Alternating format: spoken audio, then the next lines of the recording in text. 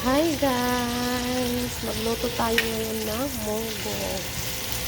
So, ito yung aking sahog guys. Yan, binigisa ko muna yung mga tinatawag natin yung lamas. Kumbaga sa Bisaya, panakot. Lamas o panakot guys. Siya. Loy tapos bombay o atsan.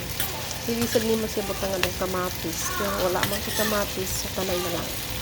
So, ito yung ating munggos, guys. Lalagyan ko pa yan ng tubig mamaya. Lalagay ko dito yung ginisa kong sahog. Lutuin muna natin. Tapos, kung mayroon kayong mga gulay-gulay, pwede yung siyang lagyan ng gulay-gulay mamaya pag tapos na siyang maluto. Or kung malapit na siyang maluto, pwede nyo na siya lagyan ng dahon-dahon.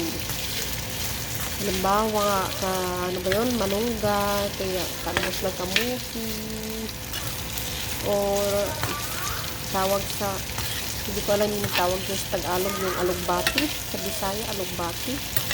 Yan guys. Ayan.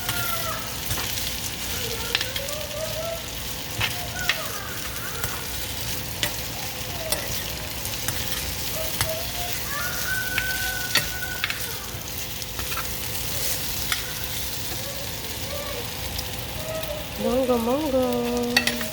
Ito yung aking ulam ngayong gabi.